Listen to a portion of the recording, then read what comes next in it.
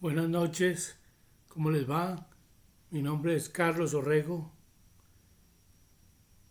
Bienvenidos a este video número 27 de la revelación de la profecía del tiempo del fin.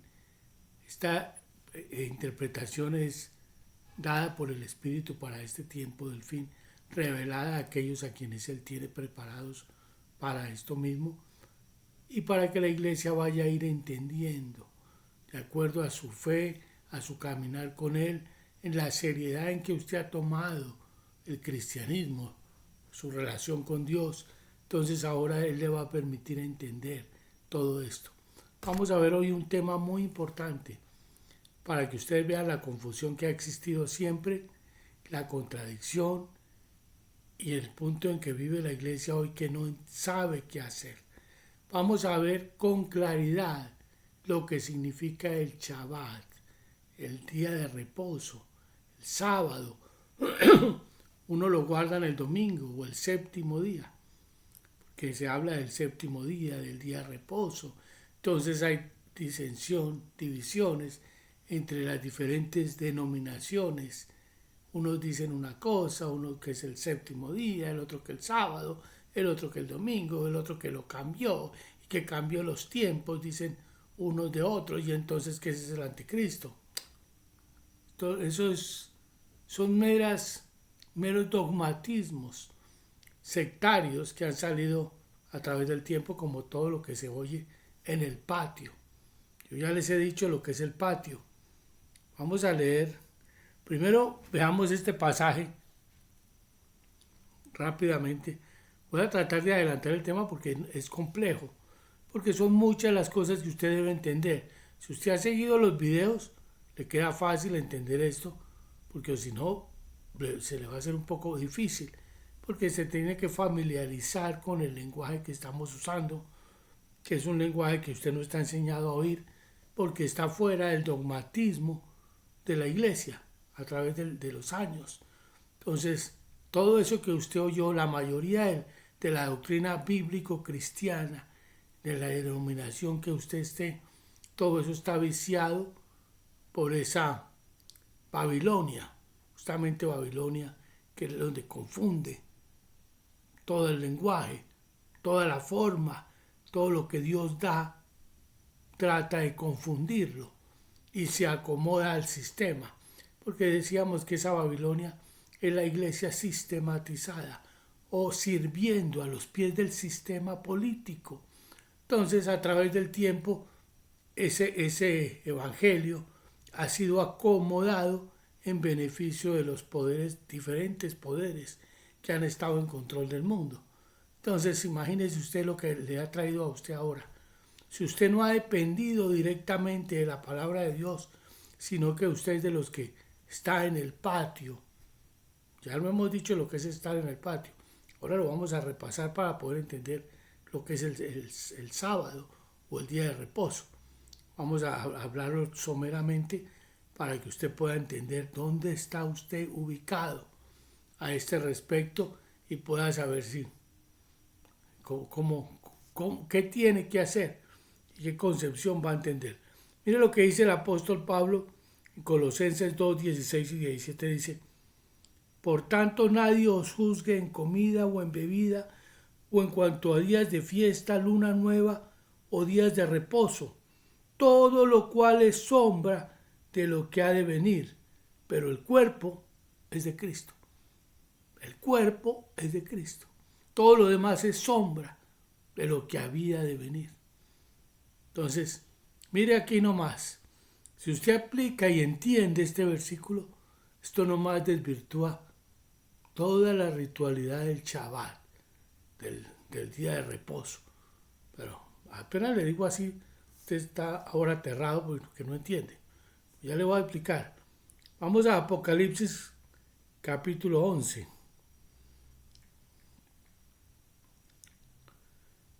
Apocalipsis capítulo 11. Mire usted. Acuérdese que esto lo vimos y se los dije.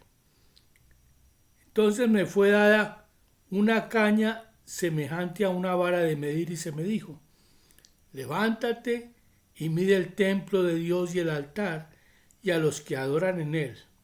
Pero el patio que está fuera del templo, déjalo aparte y no lo midas, porque ha sido entregado a los gentiles y ellos orarán la ciudad santa 42 meses. Mire qué interesante. El capítulo 12 es exactamente igual, pero en otras palabras. Se habla de esa iglesia, esa parte de la iglesia que es llevada, que es la que da a luz el Hijo, la pureza. Cuando habla del Hijo, de que nace de esa mujer, la iglesia dando a luz al Hijo. ¿Cómo es posible? Si del Hijo salió la iglesia. Ahora habla diferente.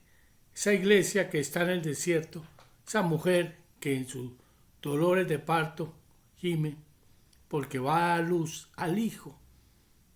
Esa es la iglesia que da esa palabra tal como Jesucristo la dio.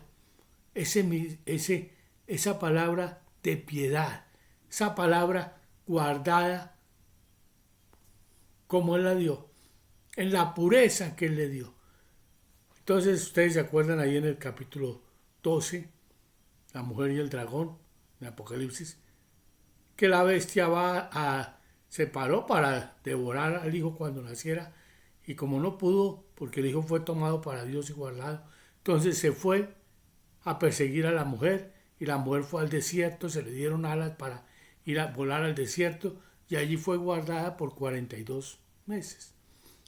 En cambio aquí el patio fue dado a los gentiles para que hollaran la ciudad de Dios también, es el pueblo de Dios, durante esos mismos 42 meses.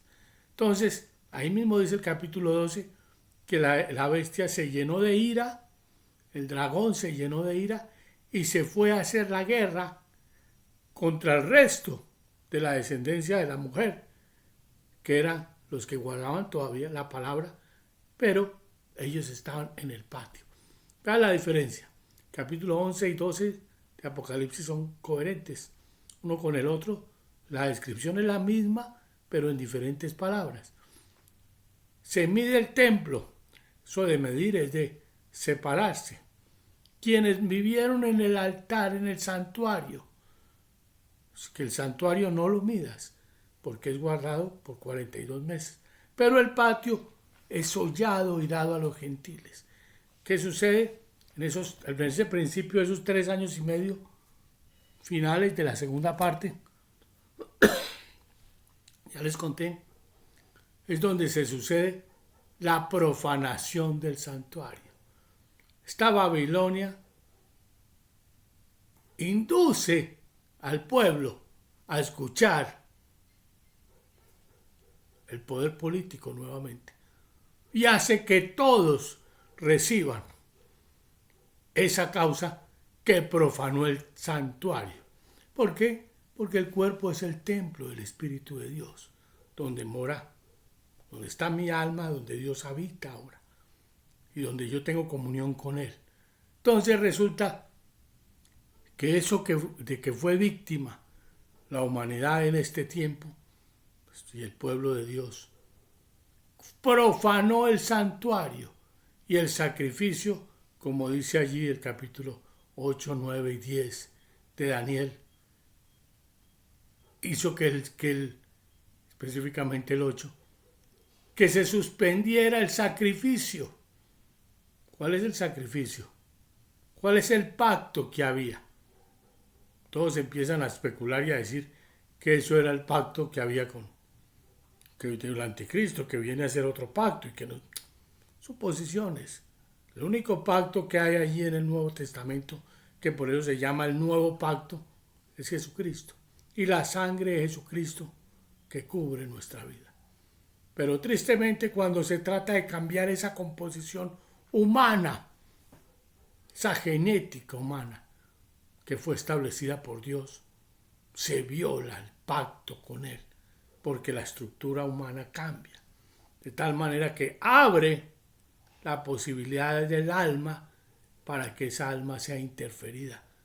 No solamente por Dios, que era el único que tenía acceso directo al alma, sino por el enemigo, a través del sistema, a través de ese clero que engañó, que se dejó engañar, y ese poder político que siempre ha usado el clero para aprovecharse del pueblo, someterlo y cuadrarle la doctrina, como lo ha hecho. Entonces, por eso decimos que esa doctrina de hoy la doctrina de la iglesia, tristemente está sumamente dogmatizada, al punto de no entender si tengo que guardar el Shabbat o entonces el domingo, no sé cómo se dice en el judío, por hebreo, porque a la gente le gusta así que se lo digan en hebreo. Se han judaizado en tal forma de que ya no entienden sino es que el hebreo, que la Biblia en español ya ni entenderla. Hasta ese punto llega el judaísmo. Pero no es así, ni sábado ni domingo. Y el apóstol Pablo dice, que nadie los juzgue, ni en días de fiesta, días de reposo, nada. Todo eso es sombra de lo que había de venir. ¿Sabe qué era lo que había de venir? ¿Qué dice la palabra de Dios en Hebreos? ¿Usted sabe lo que dice Hebreos? Vamos a leer, para que usted se dé cuenta. Hoy estamos muy en la palabra. Siempre lo hemos hecho, pero es necesario que usted esto lo tenga muy en claro.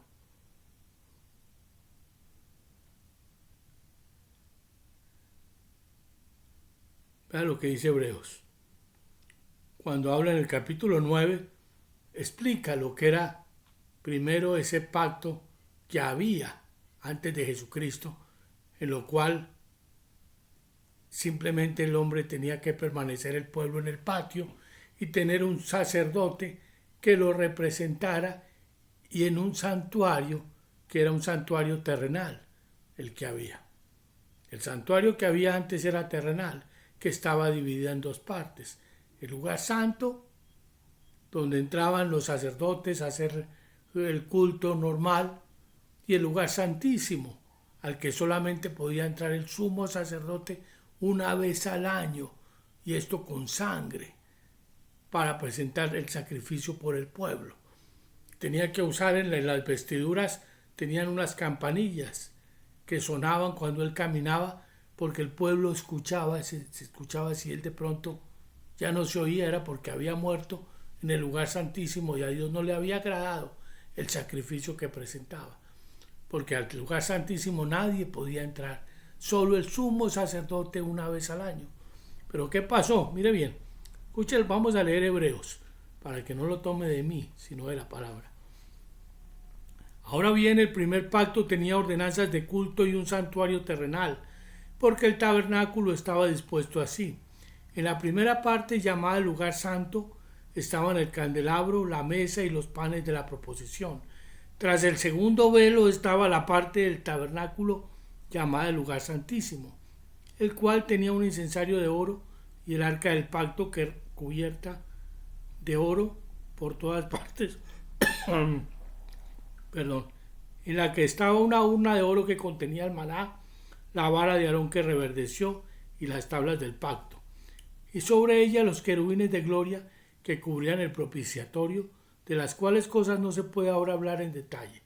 Y así dispuestas estas cosas, en la primera parte del tabernáculo entran los sacerdotes continuamente para cumplir los oficios del culto, pero en la segunda parte solo el sumo sacerdote una vez al año, no sin sangre, la cual ofrece por sí mismo y por los pecados de ignorancia del pueblo, dando el Espíritu Santo a entender con esto que aún no se había manifestado el camino al lugar santísimo, entre tanto que la primera parte del tabernáculo estuviese en pie.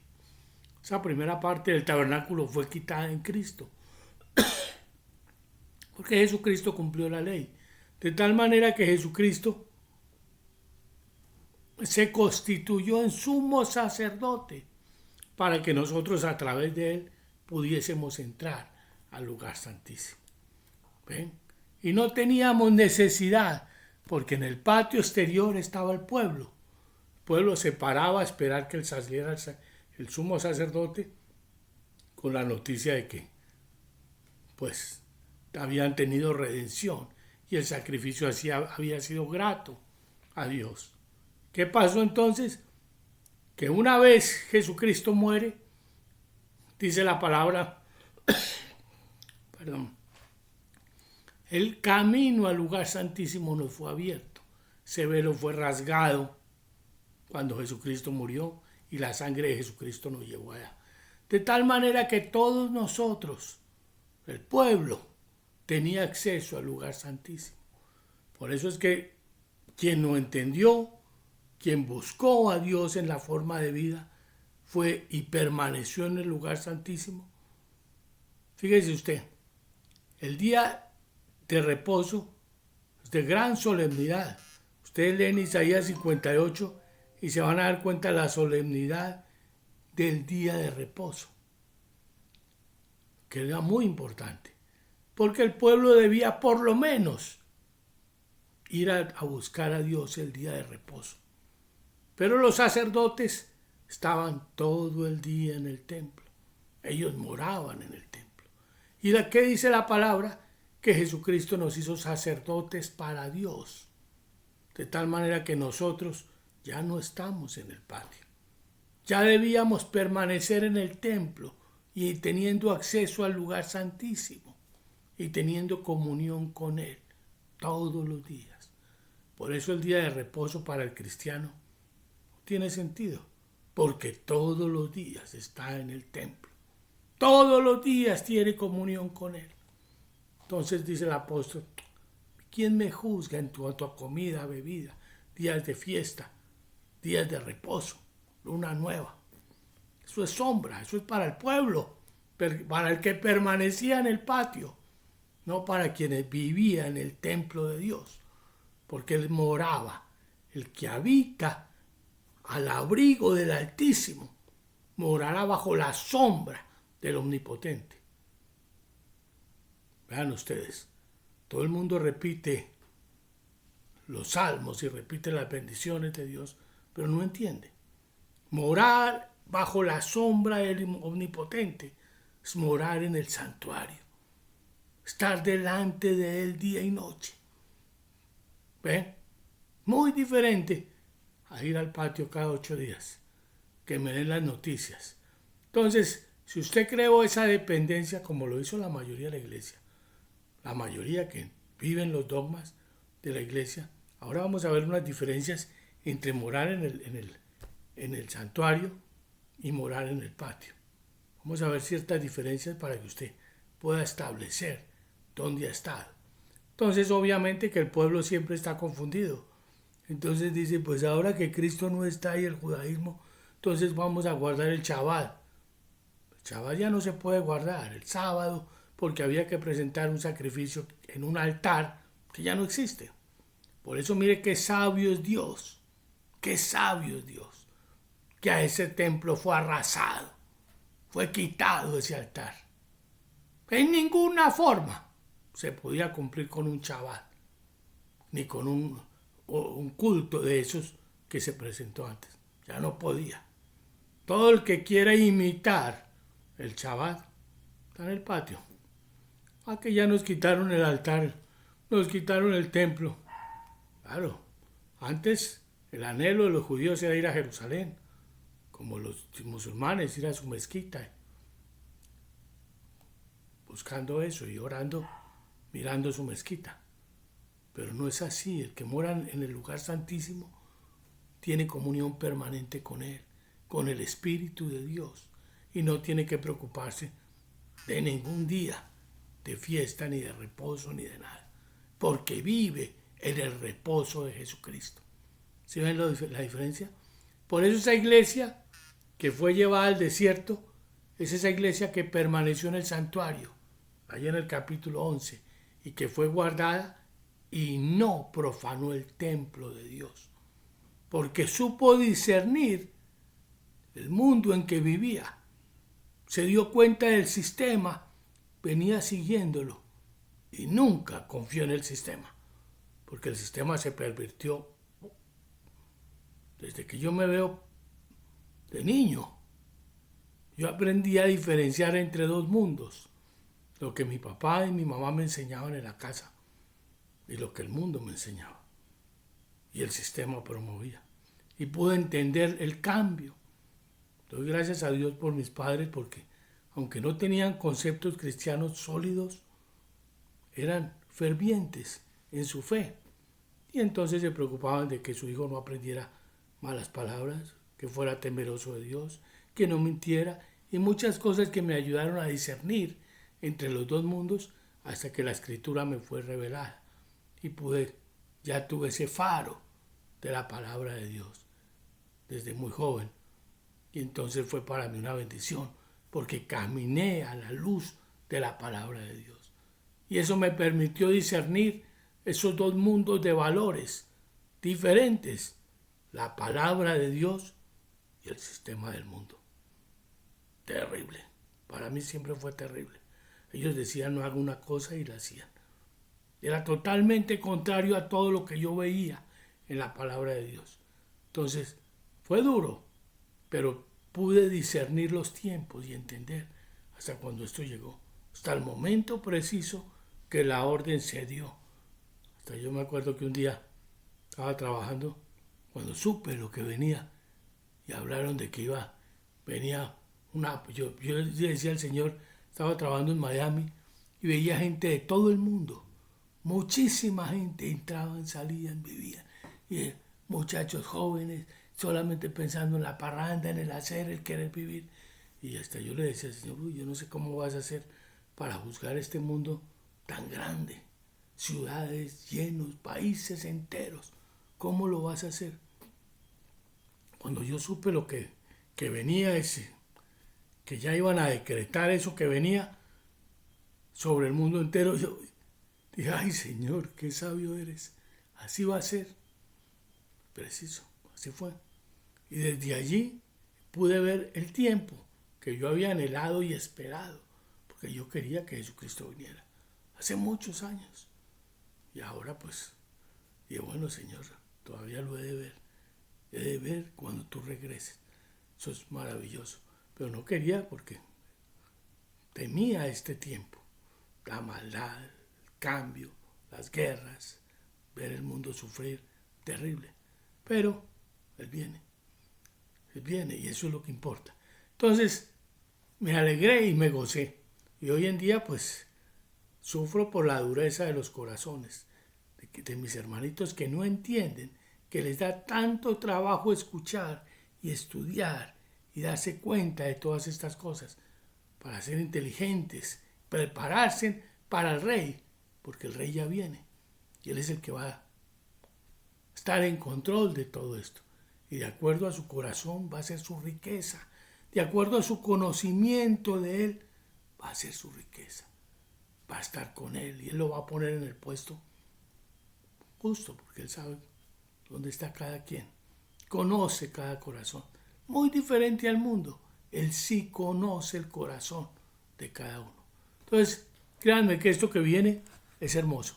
Pero el Shabbat, ya les dije, todas esas costumbres del mundo, de la iglesia dogmatizada, del sistema judío mesiánico, esa confusión, no es. Porque el pueblo de Dios, entre los factores que les he dado aquí a conocer y que tienen que entender, ¿cuál es el Israel de Dios? ¿Cuál es el Israel de Dios desde Abraham hasta Jesús, los discípulos y nosotros, que es la misma iglesia de Jesucristo, que pasó, todo el que pasó del judaísmo a través de Cristo es del Israel de Dios. El otro Israel es como dice la palabra, fue podado, cortado, esas ramas que no encajaban, fueron quitadas.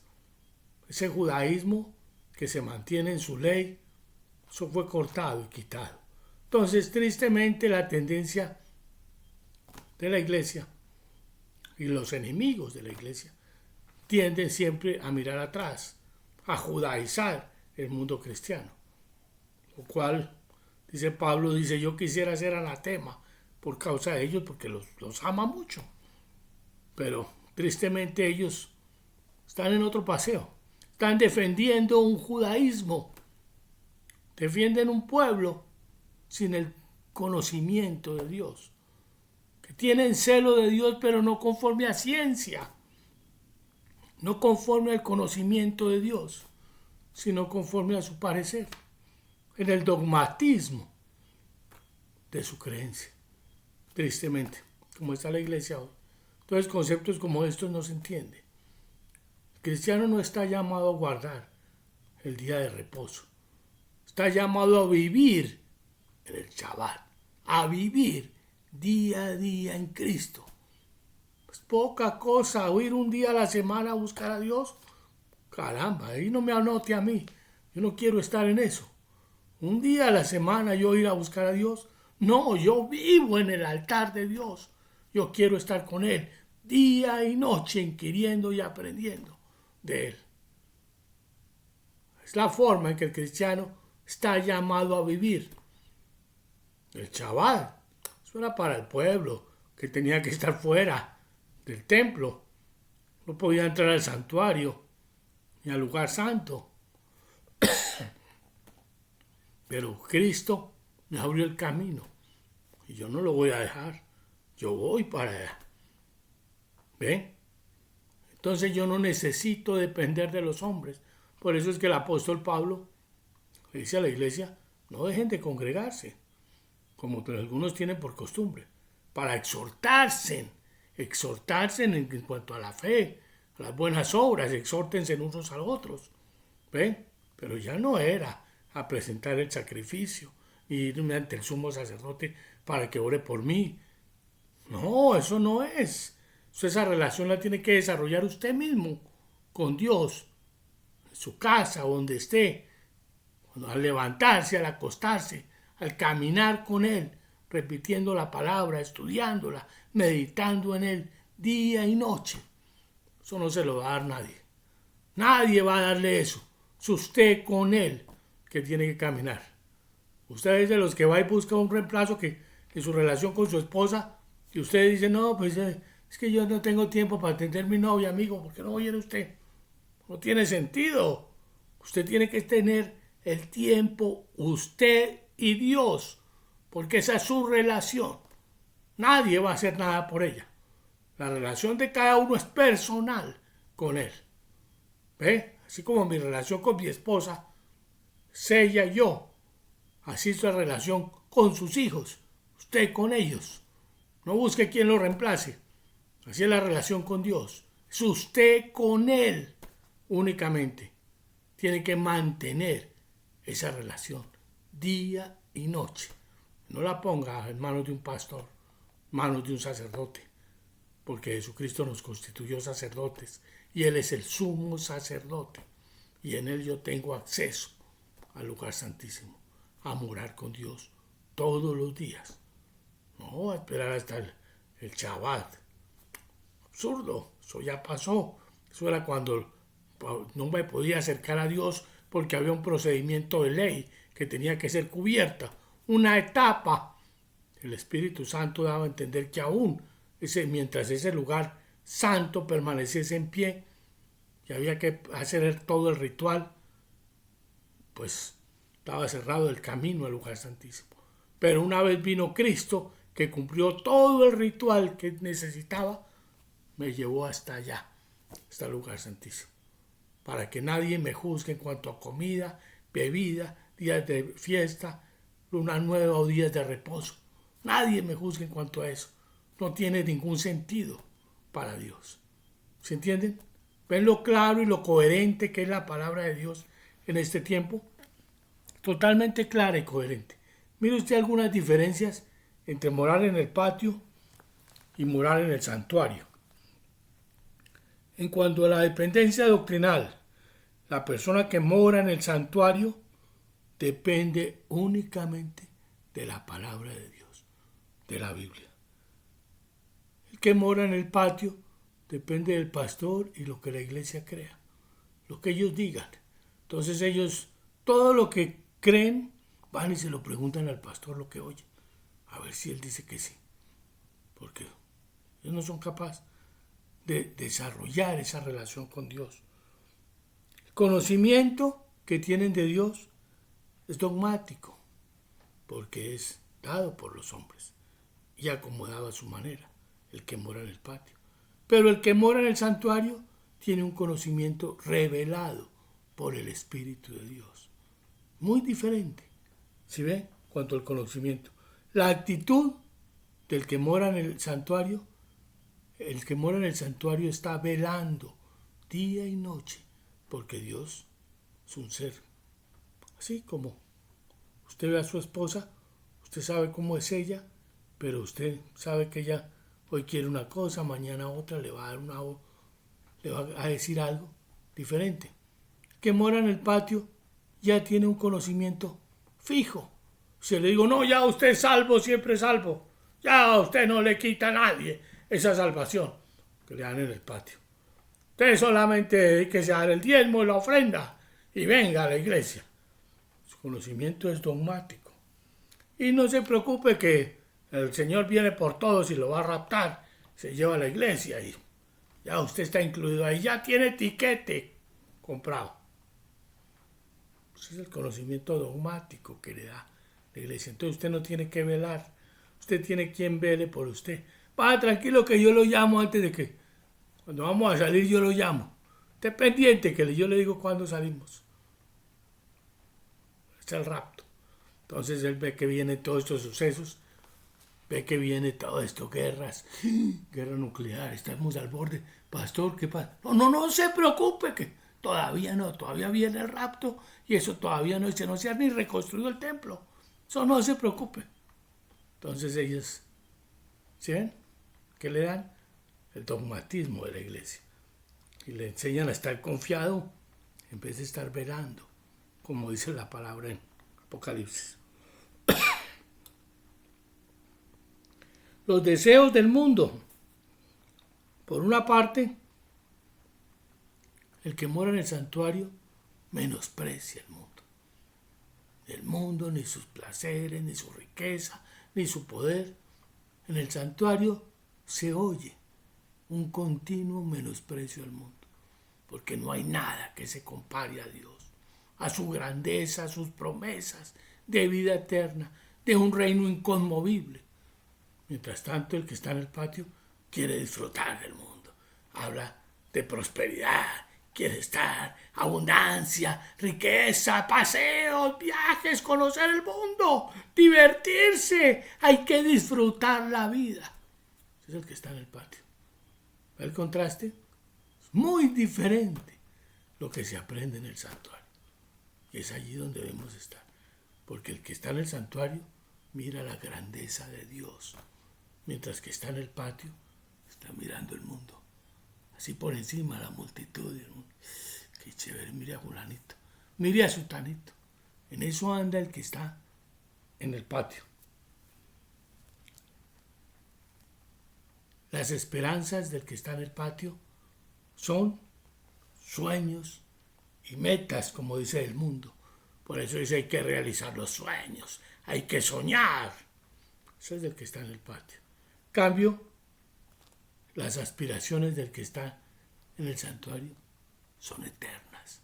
Yo quiero la eternidad con Él. Yo quiero con Él que es eterno. Cuando Él venga, entonces yo disfruto, porque ya es otra cosa. Esto carnal, esto corruptible, se va a vestir de incorrupción. Entonces ya me voy a sentir diferente. Sí me voy a alegrar. Ahora yo para qué quiero alegrarme aquí. ¿Ve? La esperanza del mundo son sus sueños y sus metas. Es que yo no me quiero morir sin alcanzar, sin ser, sin conocer. No es así. Es diferente la aspiración del hombre a la aspiración del mundo. Y las riquezas. Bueno, usted le pregunta a los que están en el patio cómo están y dicen, no, prósperos, somos prósperos, muy bendecidos, dicen ellos. Ellos fijan la bendición por la prosperidad. En cambio, el que está en el santuario generalmente es pobre. Tiene sustento y abrigo, pero generalmente no tiene riquezas. La riqueza del que está en el santuario es Dios, no más. Su conocimiento, su anhelo, su todo es Dios. ¿Ven? Ese es el que está en el santuario. La relación con Dios, fíjense ustedes, eso es otra cosa. La relación con Dios, lógicamente, del que está en el santuario, es personal. Personal con Dios. Mientras la relación del que está en el patio con Dios es congregacional. Él cree que porque soy de la iglesia tal, entonces el Señor nos va a salvar. Porque mi iglesia así es. La iglesia no es nada, usted es un niño. Esa relación congregacional no es nada.